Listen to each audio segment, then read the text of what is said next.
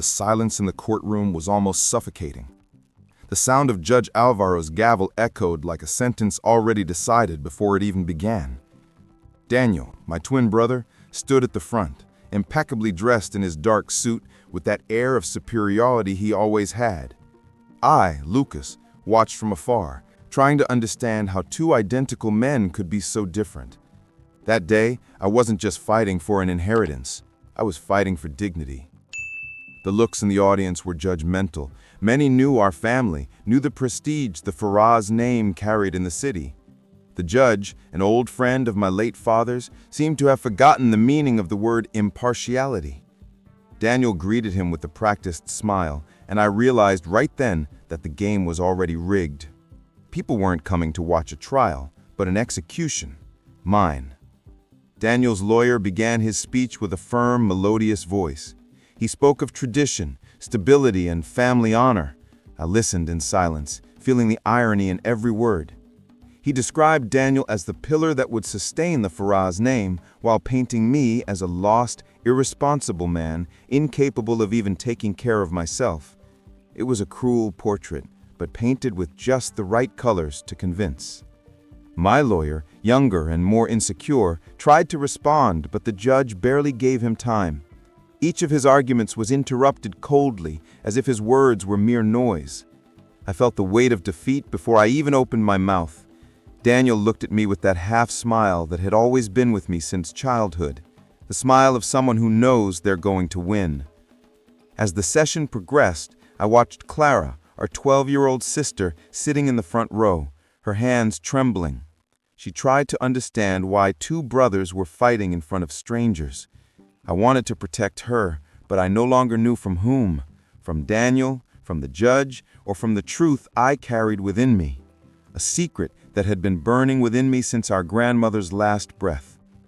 When the judge announced the postponement until the next day, I felt a fleeting relief. It was more time, but also more weight. Daniel walked past me and whispered something only I heard.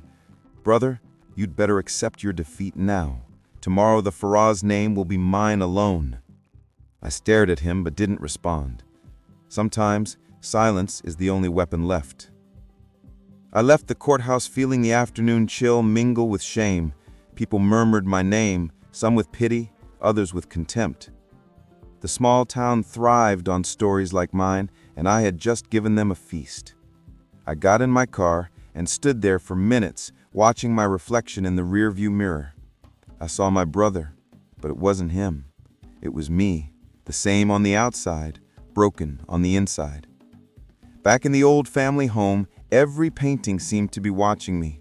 The portraits of my ancestors silently judged me as if I had betrayed their blood. I touched Grandma Helena's portrait and felt the familiar chill. She had entrusted me with a secret on her deathbed, a secret that now weighed more heavily than any will. "Not all blood is real," she had said, her eyes already clouded with age. At the time I thought it was delirium, but now the word seemed like a premonition.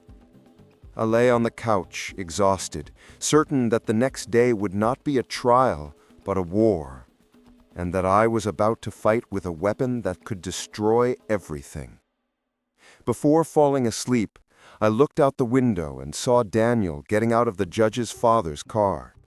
They were laughing, like old acquaintances. I closed the curtains and promised myself that this time I wouldn't remain silent. If blood lied, the truth didn't. Do you also think that family secrets always end up coming to light? So subscribe to the channel now, because this story will prove that even silence has a price. The sound of rain the next morning brought back memories. Daniel and I, still children, playing in our grandparents' soggy backyard. We were always inseparable as children, two reflections in the same mirror. But even when he smiled, there was something different in his eyes, a competitive light I would only understand years later. Grandmother Helena always preferred Daniel. She said he had his grandfather's poise, and that I was too sensitive to the world. Those words were etched like scars. I tried to compensate by studying more, helping more, being the ideal grandson. But nothing seemed enough. Daniel simply existed, and the world applauded him. On birthdays, I received books. Daniel, expensive watches. When something broke at home, I was blamed, even when we were together. That silently shaped me. I grew up believing my role was to be the backdrop to his brilliance. Clara, still a baby, was the only one who saw me differently. She smiled when I entered the room, and that smile was my only refuge. As a teenager, things got worse. Daniel became the pride of the family. High grades, popularity, team captain. I was the odd one out. And when I decided to become a teacher, my father looked at me as if I'd renounced my lineage. "Faraz doesn't teach, he commands," he'd said. It was the first time I realized that I might not fully belong to that name. During college, I tried to distance myself. I moved cities, lived alone, lived simply. But Daniel always reappeared, with messages, comparisons, invitations disguised as provocations. He seemed to need to remind me who the real Faraz was. I feigned indifference, but inside, every word he said gnawed at me. When our grandmother fell ill, I was the only one who stayed with her until the end. Daniel visited whenever cameras or acquaintances were around.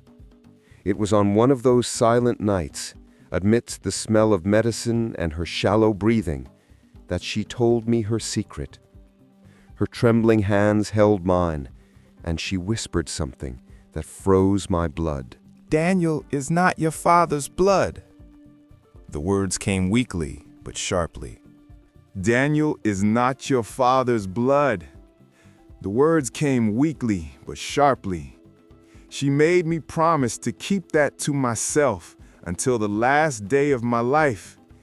I promised, believing it was just delusion. But when she died, I realized the fear in her eyes was real. Something had been hidden for years, and now it was about to come to light. From that day on, Daniel's every gesture, his every word about honor and inheritance seemed to echo within me like a cruel joke. I knew the truth, and he didn't. As I dressed for the second day of trial, I looked in the mirror and saw something new in my own reflection. I was no longer the silent brother. I was a man about to break the cycle. A man who knew that the truth, even when it destroys, also liberates. I left home with a clear mind, and for the first time in my life, I felt that perhaps blood wasn't what truly connected me to that family, but rather the secret I carried. The courtroom was more crowded than the day before. Local journalists whispered among themselves, eager for a scandal. Daniel arrived accompanied by his lawyer and a smile that showed he already knew the outcome. I, once again, sat on the other side of the room, trying to control my breathing. The tension was palpable, and Clara watched everything, her eyes wide and sad. Judge Alvaro entered with his usual poise, the kind of man who believed tradition was synonymous with truth. He began the formal reading of the will, his voice hoarse and measured. When he pronounced Daniel's name, those present nodded, as if it were obvious. But when he said mine, I heard the first whisper. Grandmother had divided the inheritance equally, but had left me the main house, along with an annex labeled Memento Property. Daniel's lawyer immediately stood up, indignant, saying this was a mistake, an affront. Daniel feigned surprise, but his eyes betrayed him. He knew there was something there he couldn't control, and it infuriated him. The judge called for order, but chaos was already spreading. Daniel's lawyer argued that my financial and emotional instability made me incapable of managing assets. A man who barely supports himself cannot inherit responsibilities. The words were sharp, designed to humiliate. I remained silent, as I always had. However, when they mentioned Clara's guardianship, something inside me snapped. Daniel stood up and declared that the girl would be better off under his tutelage. He spoke of a stable environment, of appropriate influences. I felt my face heat up. Clara looked at me with tears in her eyes, and I realized he was willing to do anything, even use her innocence as a trophy. "She's my sister," I finally said, my voice firm. The judge raised an eyebrow, almost surprised I'd spoken. Daniel gave a low laugh and replied, "And since when does that make you responsible, Lucas?" The courtroom laughed along with him. In that moment, I realized it wasn't enough to be right. It took courage to use it. The judge closed the session, saying he would need to review new documents. But his expression betrayed the verdict already formed. Daniel shook his hand as if sealing an early victory. I left the courtroom feeling the weight of every gaze on me, as if the floor were covered in accusations. Outside, the sky was gray, about to collapse. Clara hugged me tightly, whispering, "I want to be with you." Those 5 words pierced my soul. In that moment, I understood I could no longer hide behind my grandmother's promise. The secret I carried was my only chance at justice, and perhaps my last. Back home, I sat before the unlit fireplace and stared at my grandmother's portrait. "What did you want to protect?" I asked quietly. The walls seemed to listen, but not respond. I knew that if she had confided that truth to me, it was because she knew I would need it one day, and that day was coming. I reached for the box where she kept her letters. There was one I'd never had the courage to open, with her shaky handwriting and my full name. I took a deep breath and broke the seal. Inside, just one sentence. "If blood is ever used as a weapon, use truth as a shield." The flame ignited within me, and with it, the decision that would change everything. That night, the house was too quiet. The wind blew against the windows as if trying to warn me of something. I placed my grandmother's letter on the table and sat, studying her shaky handwriting. Every curve of the letter sounded like a lament. I could hear her saying my name, urging me to be strong, but her final request still echoed, "Never reveal the secret." I picked up her grandmother's portrait, the same one that always hung over the fireplace. Her gaze was serene, her smile light. It was hard to imagine that behind that expression lay a woman carrying guilt. I remembered her last weeks when time seemed to slip through her fingers. She called for Daniel sometimes, but it was to me she confided the weight of her lies. "Promise me you won't hate your brother," she'd said, her eyes brimming with tears. I promised, not understanding. Now, that promise held me between 2 abysses, betraying my grandmother or betraying the truth. I spent hours watching the fire rise, imagining what would happen if I told everything. Daniel would hate me, the judge would discredit me, and Clara, perhaps she would never forgive me for destroying the image of the brother she loved. But then I thought of Daniel's expression in court, cold, calculated, arrogant. That man didn't deserve to be protected. He lived as if the truth were his property, as if he could shape everyone's destiny. Perhaps it was time to return the weight of lies to the one who represented them. I picked up my grandmother's diary, which she kept in her dressing table drawer. The pages were yellowed, but the scent was the same as always, lavender and medicine. I leafed through until I found the date before Daniel's birth. There it was, a quiet confession, written with guilt. I made the biggest mistake of my life. The baby coming isn't his, but I'll say it is.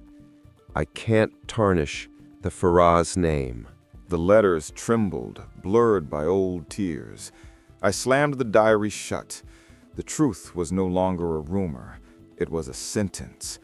And I was the only judge capable of delivering it. The night became sleepless. I paced the house as if the family's ghosts were watching me, waiting for my decision. For a moment, I almost burned the diary.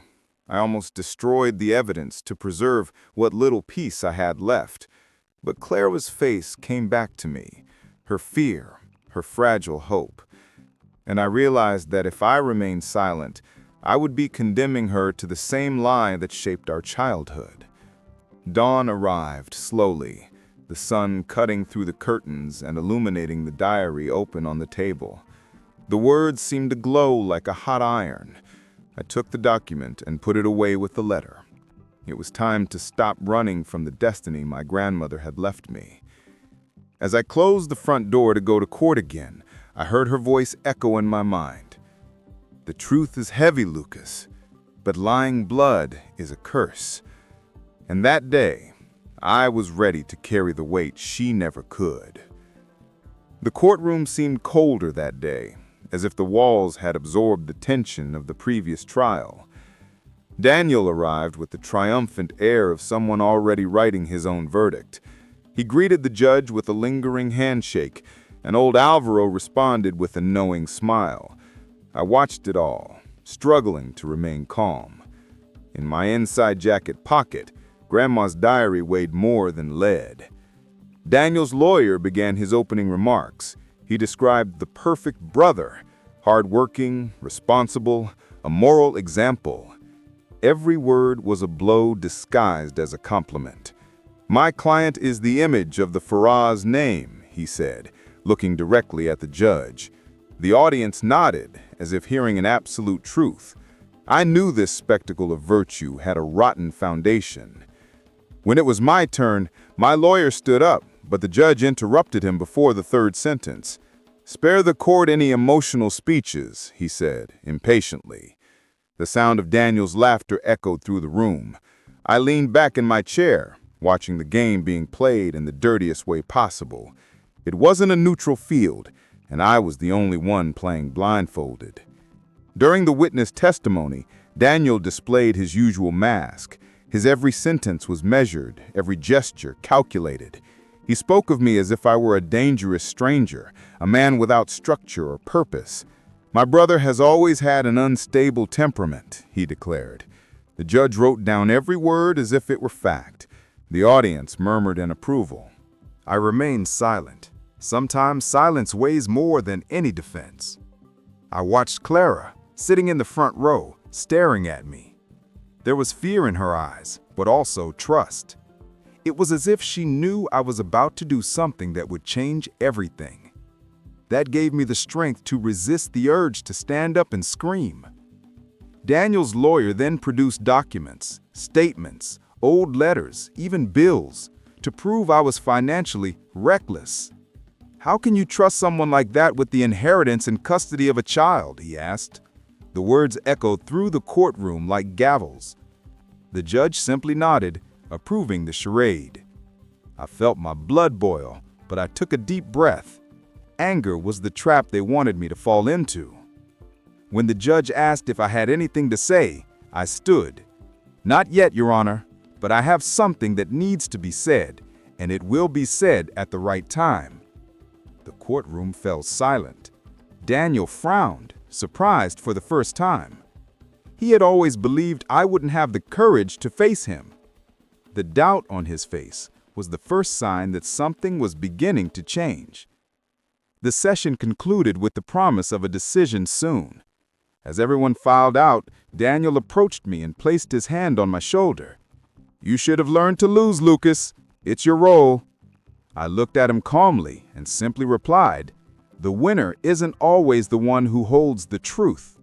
He laughed, but it sounded shaky. Outside, Clara was waiting for me. She took my hand and asked softly, "Are you going to tell them what Grandma said?" I hesitated for a moment, looking into her innocent eyes. "Only when the time is right," I replied. But deep down I knew the time was coming, and when it did, nothing would stand. As we walked through the light rain, I felt something inside me shift. Fear was beginning to transform into conviction. The truth was no longer a secret. It was a promise about to be fulfilled. The next morning, I woke before dawn. The distant sound of church bells echoed through the city, mingling with the rustling of the trees. Grandma's letter still sat on the table, a silent reminder that every step I took brought me closer to the abyss. I looked at my reflection in the mirror and realized I no longer saw the same man. I saw someone shaped by the need to seek justice. The courtroom this time resembled an arena. Daniel was more impatient. His lawyer whispered in his ear, and the judge watched everything with the look of someone who had already made up his mind, but was pretending to listen. As I sat down, I noticed the curious glances. The whole town seemed to have come to witness the downfall of their problematic brother. Daniel was the first to speak. He began with a prepared speech, rehearsed word for word. He said he loved me as a brother, but that he couldn't allow my weaknesses to ruin the family's future. He spoke of my financial difficulties, my debts, and even past relationships. It was as if he had turned my life into ammunition. My brother is a good man, he concluded, but he's guided by emotion, not reason. And reason is what keeps a family together. The judge nodded, satisfied. Daniel's every word fell like a stone on my reputation. It was impressive how he could so effortlessly play the hero, and how everyone believed him. My lawyer tried to intervene, reminding me that my grandmother's will was legally valid. But the judge interrupted him, saying that the family's morals must also be considered. The audience murmured in approval. I looked at Daniel and he smiled discreetly, certain of victory. But inside me, something began to crack.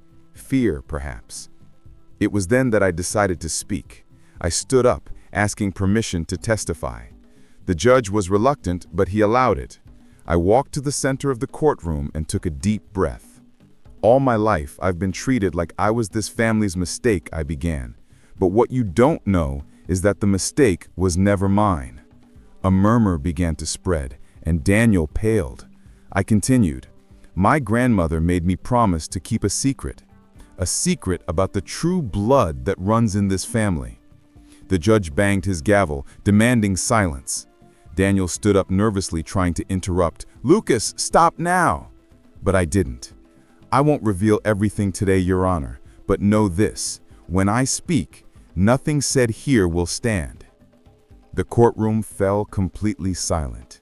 The judge, pale, swallowed. Daniel, visibly shaken, tried to regain control, but his gaze wavered. For the first time, I saw fear in his eyes, and that fear gave me strength. I didn't need to scream. The truth, even whispered, was already beginning to resonate. When I left the courthouse, the city felt different. People whispered my name, not with contempt, but with curiosity. What did he mean? They asked. Daniel, on the other hand, hurried out, ignoring the reporters. He knew something was about to break, and that I was the spark that would ignite it all. That night, I received an anonymous call. A hoarse voice said simply, "Be careful, Lucas. There are truths that don't want to be revealed." The phone cut off, leaving a heavy silence. But it was too late. The wheels had started turning, and nothing could stop them. The third day of hearings began with a strange energy in the air. The murmur in the courtroom sounded like the distant sound of a storm about to break. Judge Alvaro, more serious than ever, called for silence and announced that he would hear testimony from the only person who had not yet spoken, Clara. My heart raced. I wanted to protect her from all this, but it was too late. She entered with small steps, her hair braided and her hands clasped. Her gaze met mine before reaching the center of the room. Daniel forced a smile, trying to look like the loving brother, but his eyes betrayed impatience. The judge asked her to tell him, honestly, where she wanted to live. Her voice was low but firm. "With Lucas." The silence that followed was absolute. Daniel tilted his head, smiling cynically. "Clara, dear, you know that with me you'd have comfort, a good school, trips." She interrupted him without hesitation. "But I want to be with someone who listens to me." The judge cleared his throat, trying to regain control, while Daniel forced a nervous laugh. Inside, I fought back tears. Daniel's lawyer tried to discredit her statement. He said children shouldn't make decisions for themselves and that Clara was being emotionally influenced by me. The judge nodded as if in agreement. It was at that moment that I realized they didn't want to hear the truth, they wanted to shape it. And my sister was just another piece on the board. Daniel then approached, asking to speak to Clara. The judge authorized it. "Do you trust Lucas, even though he knows he has nothing to offer you?" She hesitated for a moment, looked at me, and replied, "He has something you don't." Daniel frowned. "What?" And she, with the purity only a child can possess, said, "Heart." The sentence echoed through the courtroom like thunder. The audience murmured. The judge cleared his throat again, and Daniel was speechless. I stood, fighting back tears. Clara returned to her seat, and I knew, in that instant, that even if she lost everything, she had already won in some way. Because she saw the truth, even without knowing the weight it carried. But the victory was short-lived. Daniel's lawyer asked the judge to consider my emotional instability as evidence that I wasn't fit for custody. He showed old reports of depression I'd suffered years earlier, after my grandmother's death. The judge looked at him with interest. The courtroom turned against me once again. "You're emotionally fragile, aren't you?" the lawyer asked. I stared at him. "Being sensitive doesn't make me incapable," I replied. Daniel let out a dry laugh. "But it does make you dangerous." The judge reprimanded him, but the damage was already done. Humiliation burned inside me, and the letter from my grandmother in my pocket seemed to throb, demanding a voice. When the session ended, Clara ran to me. "You're not going to let him win, are you?" I bent down and hugged her tightly. "No, little one, I promise." She smiled, and with the innocence of someone who believes the impossible, said, "Grandma is watching." Those words pierced me. Yes, she was watching, and I knew that the next day the silence would end. As I drove home, I felt my destiny was already written. The secret would no longer be a burden. It would become a sentence. Dawn arrived laden with thunder. I sat at the kitchen table, my grandmother's diary open before me. Every word seemed to pulse with life, as if written for that very moment. I read the sentence again, my heart aching. The sound of the rain pounding on the roof was the only solace. I picked up the envelope containing the original letter she'd left for me. The yellowed paper trembled in my hands. I reread it slowly, as if searching for courage between the lines. "Blood deceives, Lucas, but love reveals." Those words echoed in my mind like a chant. It was time to do what she'd never had the courage to do. But revealing the truth meant much more than exposing Daniel. It meant destroying his grandmother's image, dishonoring the family name, becoming a pariah among the Faraz family. I thought about Clara and how she would look at me later. The weight was crushing. The secret was no longer a burden, it was a social death sentence. Suddenly, I heard a knock on the door. It was Daniel. He entered without waiting for an invitation, his face tense. "Can we talk?" he said, his usual arrogant tone gone. There was something new in his voice, fear. "What did you mean yesterday in court? What secret is this that's threatening our family's name?"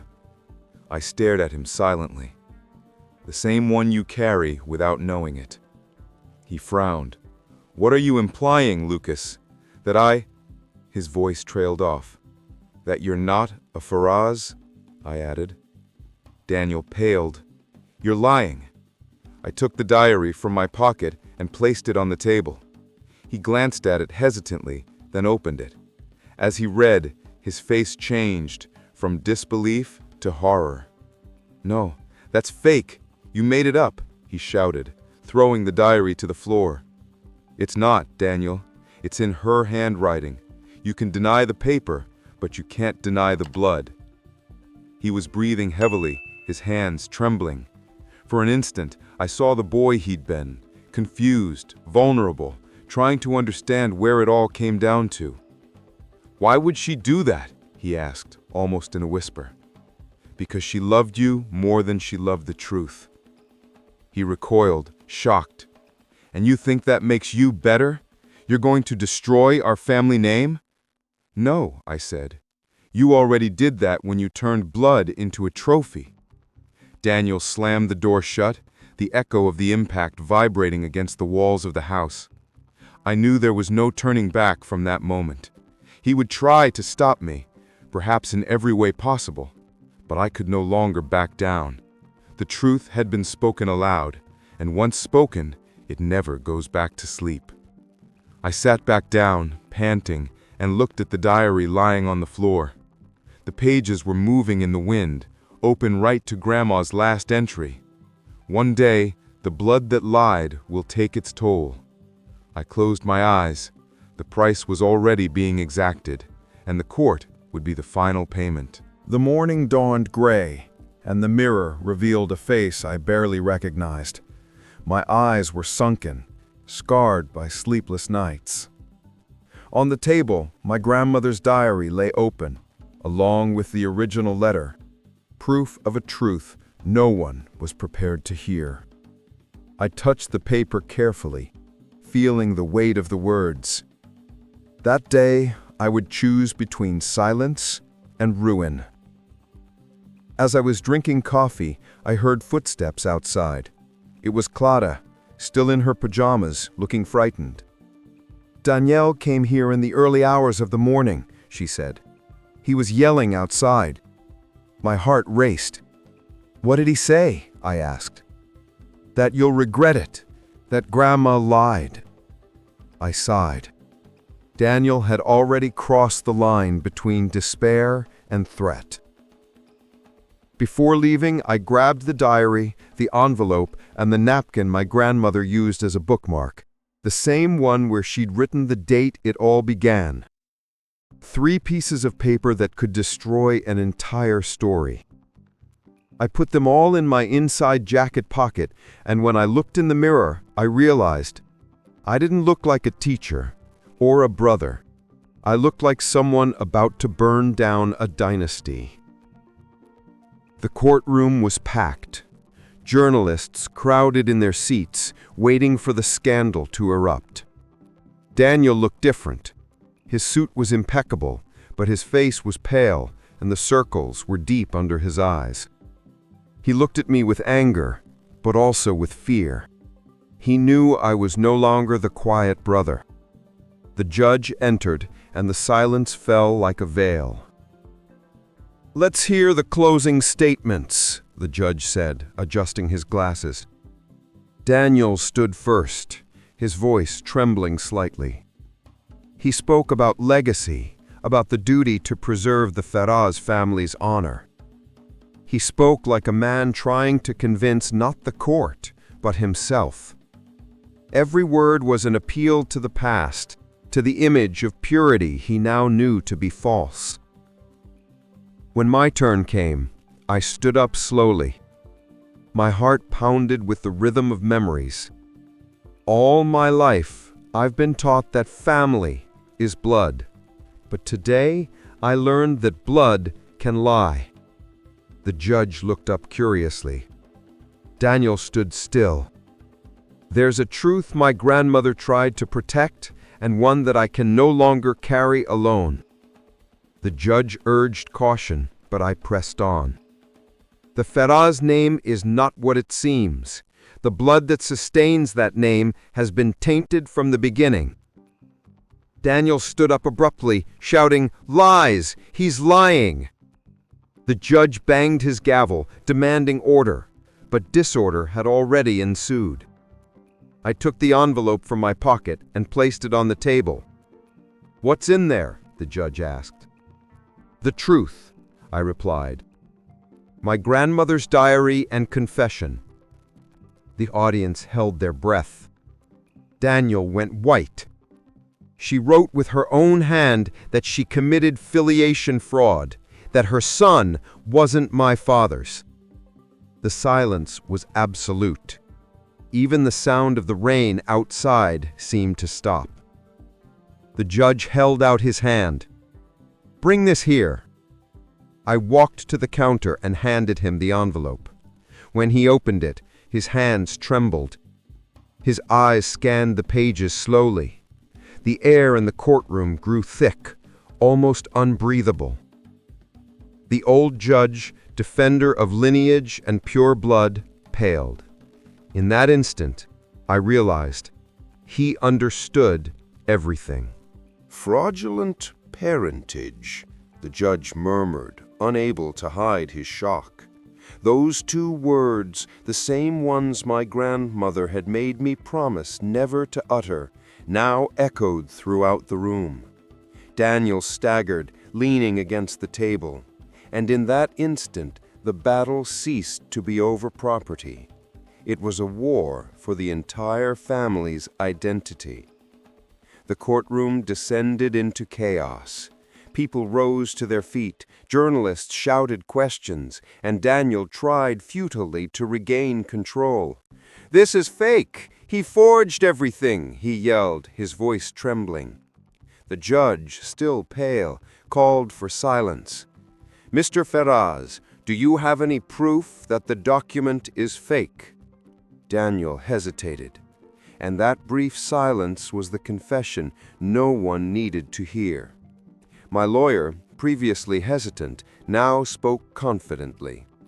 "Your Honor, this document contains the handwriting of the late Helena Ferraz, confirmed by an expert examination prior to the will. She confesses to having declared a baby from another relationship as her legitimate child, concealing the truth to protect the family name." The judge rubbed his forehead, visibly shaken. Daniel tried to interrupt, but the judge silenced him.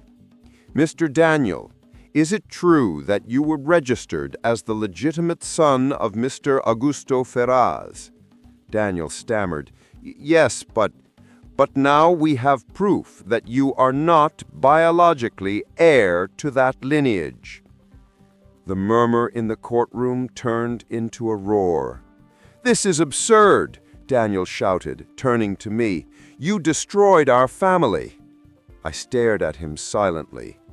I revealed what she had already destroyed decades ago.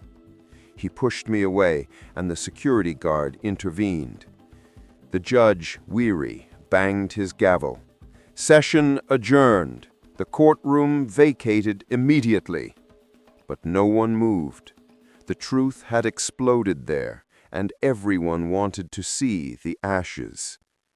Daniel stared at me with pure hatred.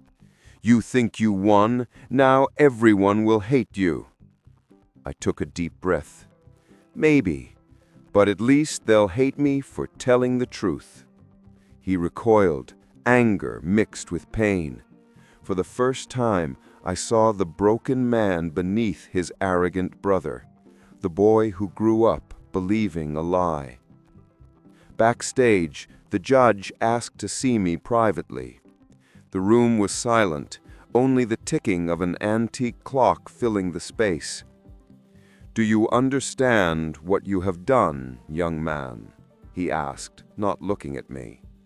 "Yes, sir. I have done justice." He closed his eyes, exhausted. "This city thrives on names, Lucas, and you've just killed the most powerful of them." Maybe he needed to die. The judge opened his eyes, now moist. "Truth is a blade, son, and you wielded it bravely, but you will bleed too." I simply nodded. He signed a document sealing the end of the dispute. Clauda's custody and inheritance would be reevaluated in a new light. When I left the office, Claudia ran to me and hugged me. "It's over, isn't it?" I hesitated. Almost. Daniel walked past us, oblivious, his eyes empty. Neither one of us was the same. The blood that once bound us was now just a stain that time would never erase. Outside, reporters surrounded me, shouting questions. I simply said, "The truth never destroys. It only reveals what was already rotten." And I walked to the car, Clara holding my hand. The sky was clear for the first time in weeks. But deep down I knew the silence that would come next would be even louder, because the truth, once spoken, never sleeps again. The courtroom, even empty, still seemed to echo the sound of those two words, fraudulent affiliation. The chairs were overturned, the papers on the floor, the smell of expensive perfume mixed with the sweat of fear. The name Feraz had been ripped from the walls of respectability. I still felt the weight of the judge's gaze, not of hatred, but of grief. He understood that something sacred had been broken. Daniel was locked in the next room, surrounded by security guards. I could hear his voice, hoarse with rage, trying to regain control of something that had never been his. "I'm not an imposter," he shouted. But the word had already spread like poison. Reporters were banging on the door, microphones ready, cameras flashing. For the first time, the truth had a face, and it was his. My lawyer tugged at my arm. "Let's go out the back, Lucas. It's better." But before I could respond, the side door burst open. Daniel appeared. His gaze was wild, stripped of the elegant man everyone knew. "You destroyed everything," he shouted, advancing. I took a step back, but didn't run. There was something about him that mingled hatred and despair. The security guards tried to intervene, but he pushed them away. "Why, Lucas? Why didn't you just keep quiet? I would have shared everything with you, everything." He laughed bitterly. "Share what? A lie? A surname that doesn't even belong to you?" He paled, but anger made him tremble. "I've lived like a Feraz my whole life. That makes me more of a son than you ever were." His words cut deep, because in a way, they were true. Daniel lived as the ideal son, while I was the mistake everyone chose to ignore. But the difference now was that the mistake had been the foundation, and he the house of cards. "You are the reflection of the lie she tried to hide, and I am the price she paid for it." He lunged at me. The impact was strong, my back slamming into the wall. A crack echoed, perhaps the sound of a picture frame falling. The glass shattered on the floor. The security guards rushed forward, but hesitated, perhaps out of fear, perhaps out of respect. Daniel punched me, shouting incoherent sentences. "She loved me! She chose me!" And I, between the blows, managed to whisper, "But she never told you why." The sentence froze him. His fist was suspended in the air, his eyes watering. For an instant, the man who hated me disappeared, and only the boy who sought love in a lie remained. He staggered away, tears mixing with anger. I didn't ask to be born this way. I stood slowly. I also didn't ask to be the only one who knew. The judge burst in, his expression rigid. "Enough! Enough!" The entire room froze. Daniel was breathing heavily. "Do you think this is justice?" he asked the judge. "It's destruction!" The judge, his voice low, replied, "Sometimes, to rebuild, you have to tear everything down first." And he left, leaving only the distant sound of his footsteps echoing. Daniel walked past me without looking. "You won, brother," he said with a sad smile. "But remember, Winning is sometimes just another form of losing. When he left, the air felt heavier. I knew nothing was over, because the truth, even when it sets you free, never ceases to hurt. I stood alone for a few moments, staring at the floor covered in shards of glass and paper. Among them was the broken portrait of our father, the man who believed in blood that wasn't his own. I picked up the photo and put it in my pocket, not for forgiveness, for memory. The city slept under a starless night. I returned home exhausted, feeling as if the silence weighed more heavily than the trial. Clara was already asleep in her room, oblivious to the chaos that had taken over the Faraz name. I sat in the living room, the fireplace light casting dancing shadows on the walls. Every crackle of the fire seemed to echo the judge's words, "You have to break everything first." Around midnight, someone knocked on the door. I knew it was Daniel before I even opened it. He entered without saying anything, his face pale, his eyes red-shot. The silence between us was almost human, breathy. "May I sit?" he asked. I nodded without speaking. He threw himself into the chair, staring intently at the flames. "Do you remember our childhood?" he asked, his voice hoarse. "I remember everything. I remember how you always got what you wanted."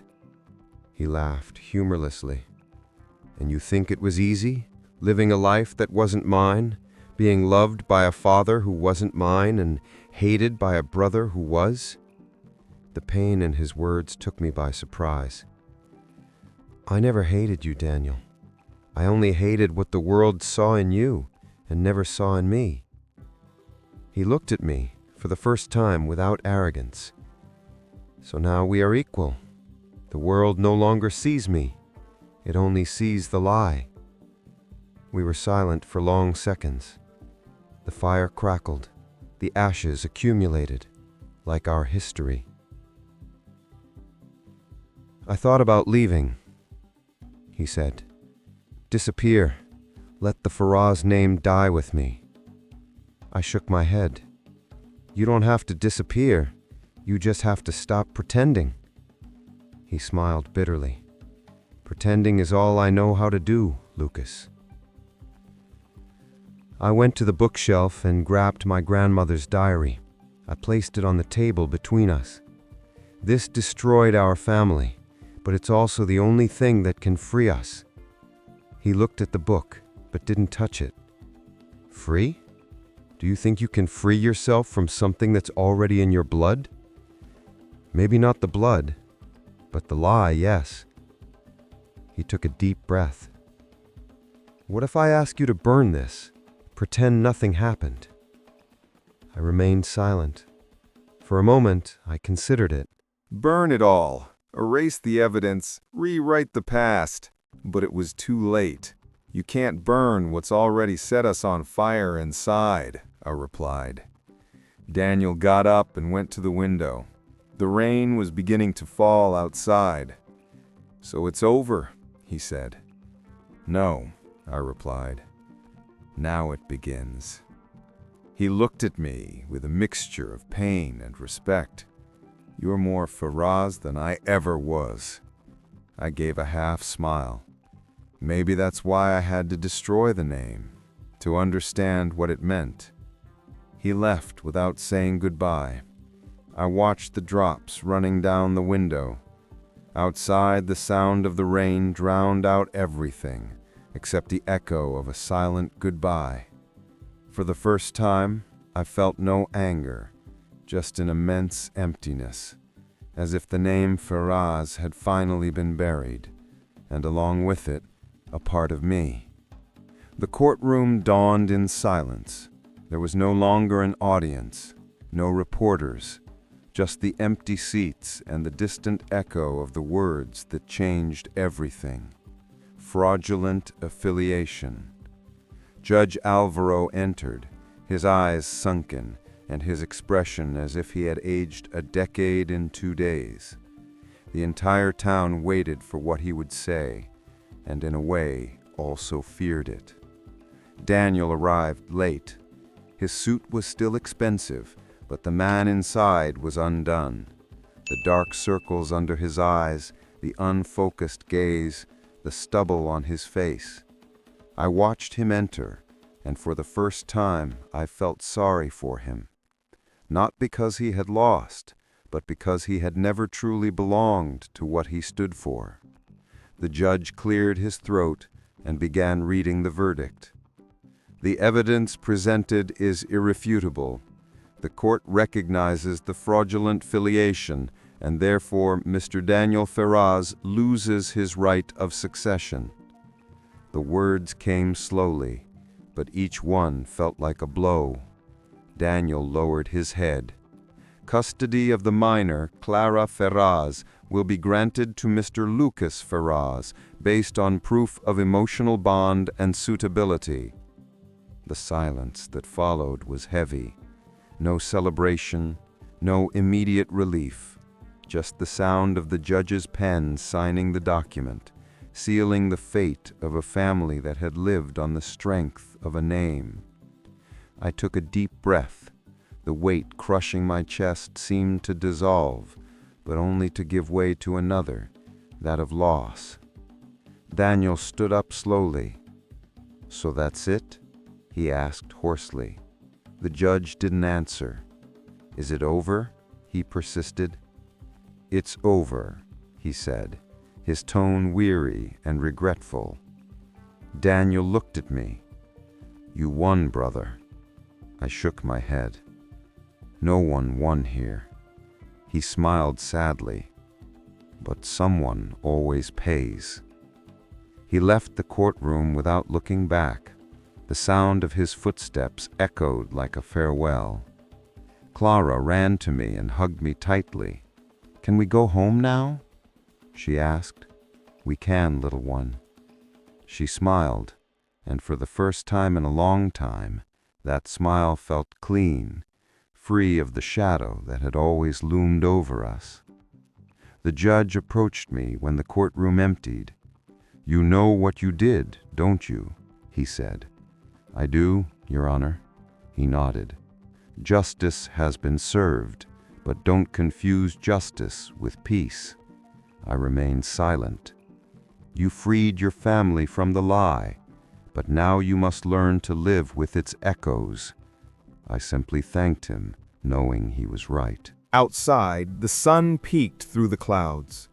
The Ferraz name was now just a headline, a scandal that would soon become history. I held Clara's hand, and we walked slowly. For the first time, the world seemed to breathe without the weight of appearances. But inside me, the truth still throbbed like an open wound. In the car, Clara looked out the window and asked, "Will Daniel ever come home?" I took a deep breath. Maybe, but if he doesn't, it's because he still needs to find who he is. She thought for a moment and said, "Then he still has a path." I smiled. We all do. At that moment, I realized that justice isn't the end. It's just the beginning of another way of carrying the past.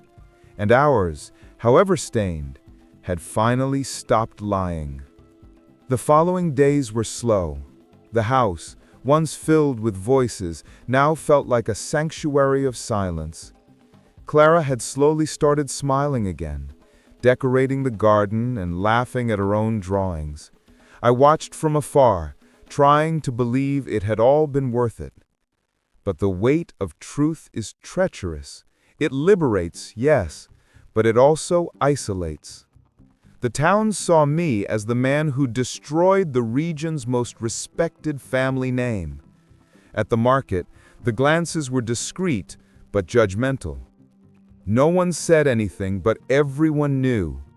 I had become a living reminder of the scandal.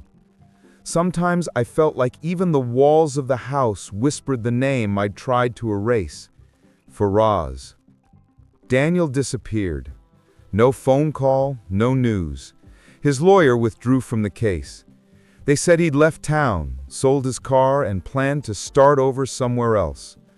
I didn't know whether to feel relief or guilt. Maybe both.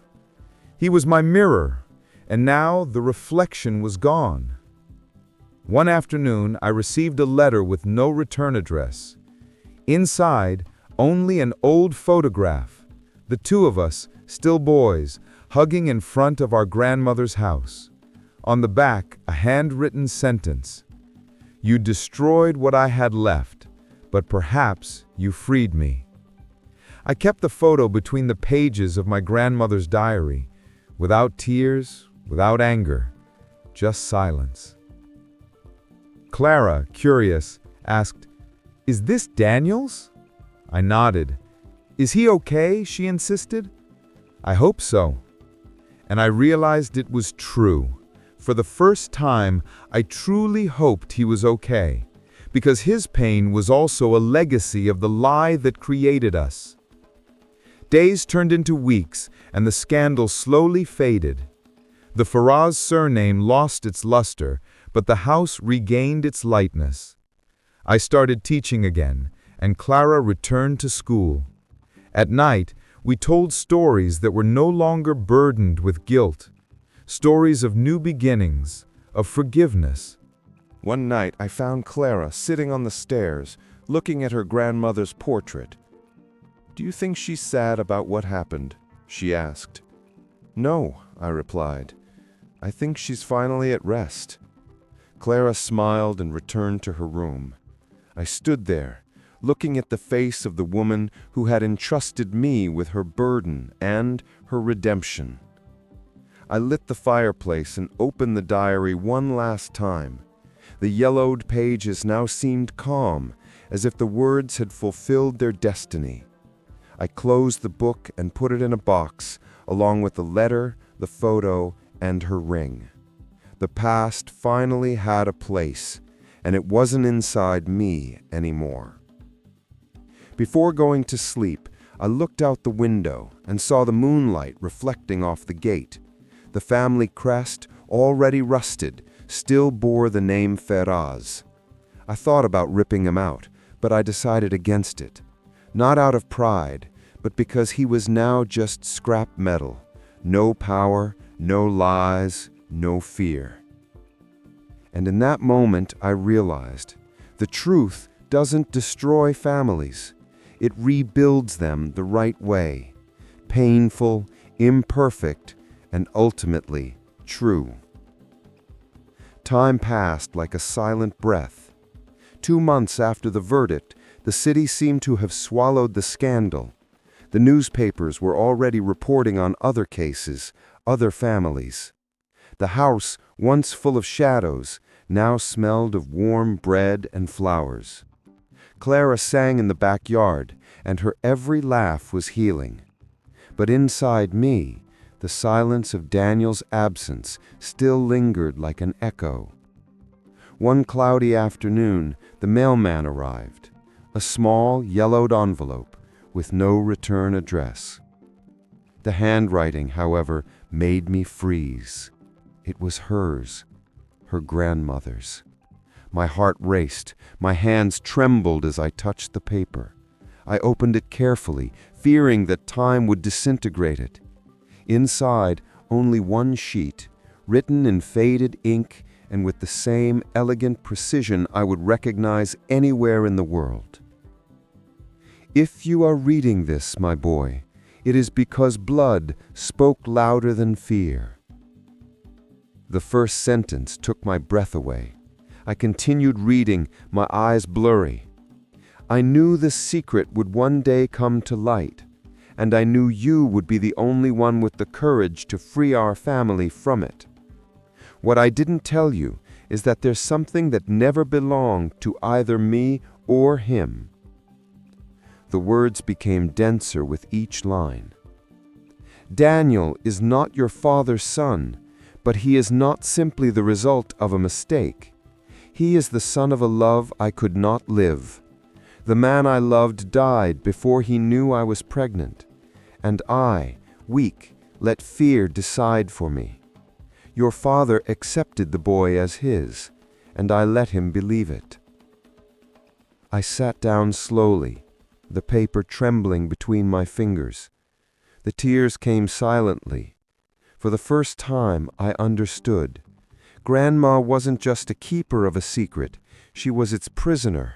She lived torn between guilt and love, between lies and forgiveness. And in the end, she left me the key to free us all, even if it meant tearing everything apart. Forgive me for giving you a burden that wasn't yours. I saw in you the heart I always longed to have. Daniel isn't to blame. He was born from what love left incomplete. Take care of him if you can, and if you can't, at least don't hate him, because loving, even if it's wrong, is still loving. The final words sounded like a sigh. Not every truth needs to be said, but every truth needs to be understood. I closed my eyes and stood there, listening to the sound of the wind coming through the window. Clara appeared in the doorway, curious. "Is this Grandma's?" she asked. I nodded. "What did she say?" "She said, 'Love is complicated,'" I replied, smiling sadly. She smiled too, not fully understanding, but with the lightness of someone who still believes in the good things in the world. I went to the garden. The sun was beginning to set, tinting the sky gold and red.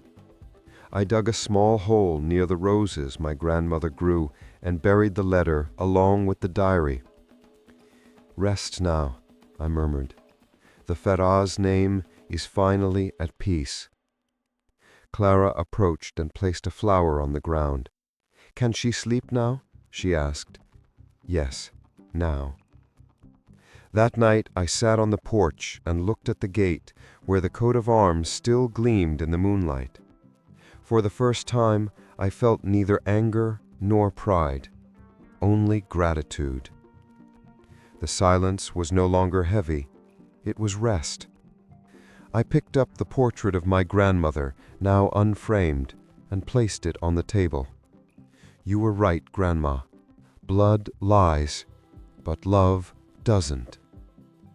And as the early morning wind rustled the leaves in the garden, I realized that my family story had finally come to an end, not with a scream, but with a whisper of forgiveness.